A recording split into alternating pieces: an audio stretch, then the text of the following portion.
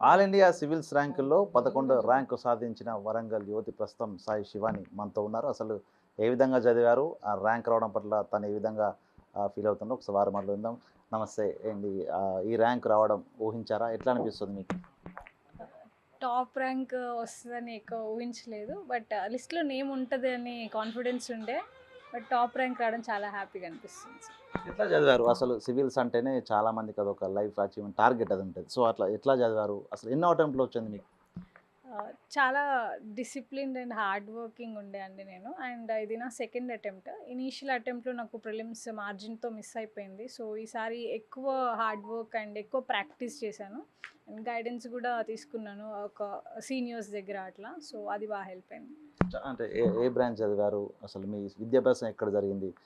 మా అమ్మ నాన్నల ప్రోత్సాహం ఎట్లా ఉంది మీకు? నాది స్కూలింగ్ అంతా ఖమ్మంలో జరిగిందండి. ఆ తర్వాత 10థ్ తర్వాత నాకు ట్రిపుల్ ఐటీ ఒంగోలులో సీట్ వచ్చింది. అక్కడ ఇంటర్ ప్లస్ ఇంజినీరింగ్ ఇంటిగ్రేటెడ్ కోర్స్‌లో నేను జాయిన్ అయ్యా. 6 ఇయర్ కోర్స్. దాంట్లో 2022లో గ్రాడ్యుయేషన్ కంప్లీట్ అయింది. అప్పటి నుంచి నేను ఇంట్లోనే సెల్ఫ్ స్టడీ చేస్తున్నాను. అండ్ ఈ టైంలో మా మదర్ అండ్ ఫాదర్ చాలా సపోర్ట్ చేశారు. ఆళ్ళే కాకుండా నా యంగర్ సిబ్లింగ్స్ అయినప్పటికి కూడా వాళ్ళు నన్ను చాలా మోటివేట్ చేశారు. అండ్ వీళ్ళ సపోర్ట్ లేనిదే I I don't think I would have come this far. Mother and father support చాలా ఎక్కువ. అంటే ఎందుకు సివిల్స్ వైపు వెళ్ళాల్సిన ఆలోచన ఎందుకొచ్చింది? ఎందుకంటే మీరు ఇంజినీరింగ్ ఫీల్డ్ తీసుకున్నారు. సో, ఆ ఫీల్డ్‌కి, ఈ ఫీల్డ్‌కి కొంత variation. So, quite different. So, సివిల్స్‌కెళ్ళాలి అనేటువంటి ఆలోచన మీకెందుకొచ్చింది? యాక్చువల్లీ సివిల్ సర్వీసెస్ జాయిన్ అవ్వాలనేది నా childhood dream. And meanwhile ఏంటంటే ఇంజినీరింగ్ చేస్తే తొందరగా లైఫ్ సెటిల్ అవుతాము అనే ఆ నోషన్‌తోని ఇంజినీరింగ్‌లో ఎన్రోల్ అయ్యాను. బట్ నా ఇంట్రెస్ట్ సివిల్ సర్వీసెస్‌లోనే ఉంది కాబట్టి రైట్ అవే ఆఫ్టర్ గ్రాడ్యుయేషన్ నేను స్టార్ట్ చేశా ప్రిపరేషన్. అండ్ ఏదైనా చేంజ్ తీసుకురావాలి. అండ్ ఒక పొజిషన్ ఆఫ్ రెస్పాన్సిబిలిటీలో ఉన్నప్పుడు మనం ఎంత దూరం వెళ్ళవచ్చు, ఎంత ఛాలెంజింగ్ రోల్ ఉంటది అనేది నాకు చాలా ఎక్సైటింగ్ అనిపించింది. సివిల్స్ అంటేనే నిజంగా ఒక దేశ స్థాయి లోపల ఎక్కడికైనా ఎళ్లి సేవ చేసేట్టు ఒక భాగ్యం కలుగుతుంది. సో, ఏంటి మీకు ఒక పర్టిక్యులర్‌గా సివిల్స్ వైపు వెళ్ళాలి, ప్రజలకు సేవ చేయడానికి వెళ్ళాలనేటువంటి ఆలోచన అసలు ఏ ఇన్సిడెంట్ ద్వారా మీకు అనిపించింది?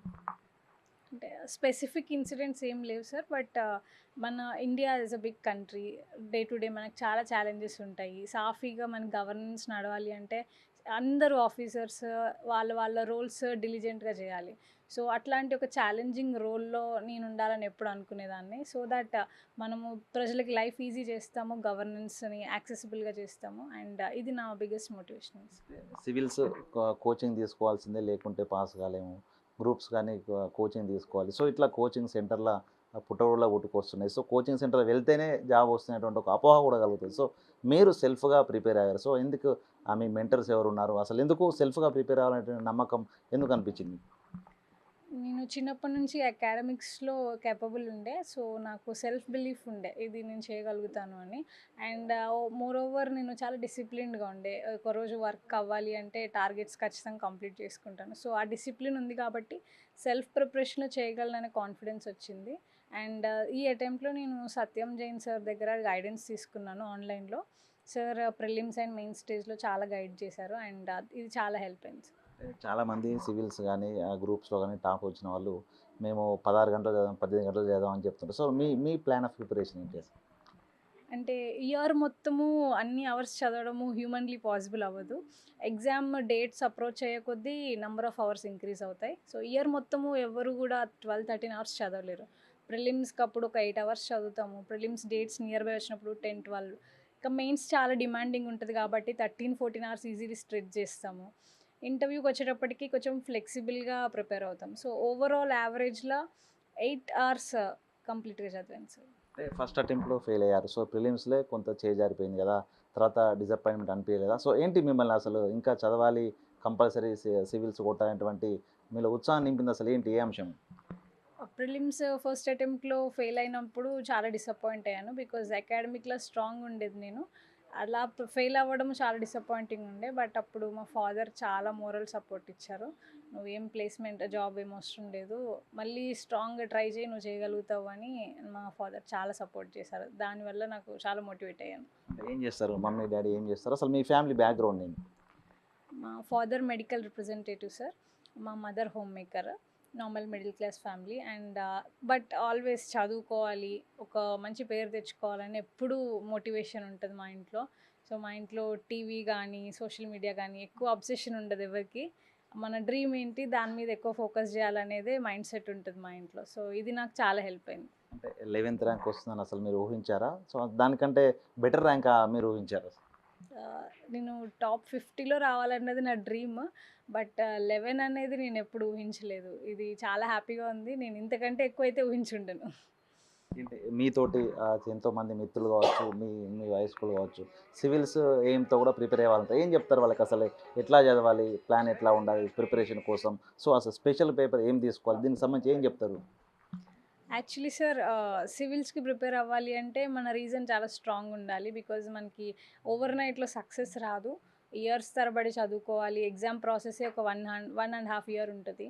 సో ఏంటంటే మన వై అనే రీజన్ స్ట్రాంగ్ ఉండాలి. ఎందుకు మనము సివిల్ సర్వీసెస్ పర్స్యూ చేసుకోవాలి అనేది. అది స్ట్రాంగ్ ఉన్నప్పుడు మనం డిసిప్లిన్ అండ్ కన్సిస్టెంట్ ఎఫర్ట్స్ పెట్టాలి ప్రతిరోజు. ఎన్ని డీవియేషన్స్ వచ్చినా సరే అల్టిమేట్గా మన ముందున్న డ్రీమ్ అండ్ గోల్ గుర్తు తెచ్చుకోవాలి. అండ్ సెల్ఫ్ బిలీఫ్ ఎక్కువ ఉండాలి. ఎవరు ఎంత మాక్ చేసినా ఏం చేసినా నేను ఇది చేయగలను అంటే చేయగలను అనే కాన్ఫిడెన్స్ ఉండాలి. సో మీరు అనుకున్న లక్ష్యం అయితే నెరవేరింది. సో ఏంటి మీ ఫ్యూచర్‌లో ఏం చేయాలనుకుంటున్నారు? అసలు మీ మీ ఫ్యూచర్ యాంబిషన్ ఏంటిది? ప్రజలకు సంబంధించి నీడీ పీపుల్ గాని, ఒక ప్రత్యేక ప్రణాళిక నేను ఇది చేస్తాను, వీళ్ళ కోసం చేద్దాం ఏమైనా ఆలోచన ఉందా మీకు? స్పెసిఫిక్గా అంటూ ఏం లేదు సార్. బట్ ఏంటంటే ఒక సివిల్ సర్వెంట్కి పబ్లిక్కి ఉండే ఆ గ్యాప్ ఏదైతే ఉందో అది కొంచెం బ్రిడ్జ్ చేయగలగాలి.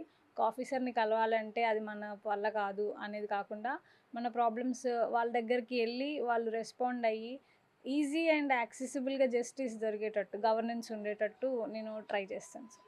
మొత్తానికి మమ్మీ, డ్యాడీ సో వాళ్ళ కష్టమే, వాళ్ళ ప్రోత్సాహం ఈ రోజున మిమ్మల్ని సివిల్స్ వచ్చిందని చెప్తున్నారు. సో ఏం చెప్తారు మీ మమ్మీ, డ్యాడీకి? వాళ్ళకి బెటర్ లైఫ్ ఇవ్వాలి. వాళ్ళకి రికగ్నిషన్ ఇవ్వాలి. అండ్ మా డ్రీమ్స్ కోసం చాలా సాక్రిఫైసెస్ చేశారు కాబట్టి వాళ్ళని ఇప్పుడు బాగా చూసుకోవాలి అంతే. మీరు చెప్పండి సార్ ఏంటి మీ కూతురు ఈ రోజున ఒక సక్సెస్‌ఫుల్ లేడీగా బయటకొచ్చారు. సివిల్ సర్వీసెస్ ఒక దేశంలో అత్యున్నత సర్వీస్. సో ఎట్లా అనిపిస్తుంది? మీరు నిజంగా తను సాధిస్తుందని ఊహించారా? తనకు ఆ సపోర్ట్ ఇవ్వడం వెనుక అసలు ఎందుకు మీకు సివిల్స్ వైపు వెళ్ళాలని ఎందుకు చెప్పారు? నాకు చిన్నప్పటి నుంచెల్లి పాపలో ఉన్న టాలెంట్ చూసేసి ఖచ్చితంగా ఈమె ఐఏఎస్ అవుతుందని నేను చెప్పేవాడిని. దాన్ని కూడా సీరియస్‌గా తీసుకొని పాప ఆ విధంగా చాలా కృషి చేసింది. చాలా ఒక యుద్ధమే చేసింది పాప. అంటే మన బంధువులు గానీ, చుట్టుపక్కల తెలిసిన వాళ్ళు గానీ, సో ఇట్లా ప్రిపేర్ చేపిస్తుంటే తనకొస్తుందా? ఎందుకు చేపిస్తున్నారు? ఆడపిల్ల అంటే ఇట్లా చదువుతుంది చెప్తుంటారు కొంతమంది. సో డిస్కరేజ్ చేస్తారు. సో నిజంగా ఆ పరిస్థితులు మీకు ఎదురైనయా? అట్లాంటి వాళ్ళకి ఏం చెప్తారు మీరు? అయినాయండి. అట్లా అయినాయి. అయిన వాళ్ళకి నేనేం సమాధానం చెప్పానంటే, నేనేమైనా ఈ పాప ఒక్కతేనే కాదు కానీ ఇంకా ఇద్దరు పిల్లలు కూడా ఉన్నారు కదా! నేనేం సంపాదించి ఏది చేసినా పిల్లల ఎడ్యుకేషన్ కోసమే.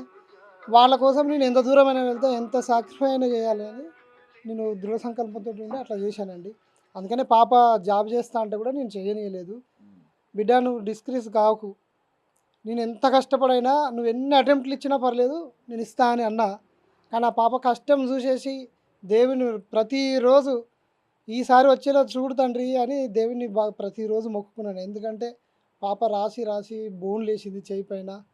తర్వాత మెయిన్స్ ప్రిలిమ్స్ రాసేటప్పుడు బ్యాక్ పెయిన్ వస్తుందని స్ప్రే కొట్టేసుకొని ఒక టవల్ ఇట్లా కట్టుకొని యుద్ధానికి పోయినట్టుగా 3 గంటలు లేవకుండా అక్కడ రాసేసి ఈరోజు విజయం సాధించింది. తన కష్టము, మా సపోర్టు, దేవుడి ఆశీస్సులు, మా శ్రేయోభిలాషుల ఆశీస్సులు ఇవన్నీ కలిసి ఈరోజు ఈ విజయం సిద్ధించిందని అనుకుంటున్నాను.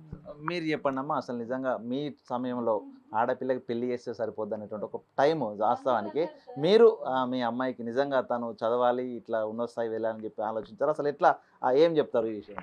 మా చుట్టాలు బంధువులందరూ కలిసి ఇప్పుడు మీ అమ్మాయి ఒకసారి ఇట్లా ఫిలిమ్స్లో పోయింది కదా, అమ్మ నువ్వు పెళ్లి చేయడం బెటర్ కదా అని అన్నారు. కానీ వాళ్ళ పాయింట్ కూడా ఒకసారి చూస్తే కరెక్టే అనిపిస్తుంది. కానీ మేము ఎలాగో చదవలేకపోయినాం, పిల్లలైనా బాగా చదివించాలి, వాళ్ళ గోల్ రీచ్ అవ్వాలి, మేము ఎంత కష్టమైనా పడతాం, వాళ్ళ కళ మా కళగా మార్చుకున్నాం మేము. ఇక ఆమె ఎగ్జామ్ రాసేటప్పుడు నేను అసలు అది చూడలేకపోతున్నాను. 3 అవర్స్ 2 ఎగ్జామ్స్ ఒక రోజు అలా రాస్తుంటే ఆ చెయ్యి ఇక తినడానికి కూడా రావట్లేదు. ఇలా తినిపించుకుంటూ ఏం కాదమ్మా అని ఆ స్ప్రే కొట్టుకుంటూ రాయించామండి. ఇంట్లోనే ప్రాక్టీస్ చేసింది. దాని తర్వాత అక్కడ మేము ముగ్గురం వెళ్ళాము. ఎక్కడికి వెళ్ళినా అమ్మాయితో మేమిద్దరం వెళ్తాము. ఎగ్జామ్ కానీ మాక్ కానీ ప్రతి దాంట్లో మేమిద్దరం ఉంటాము.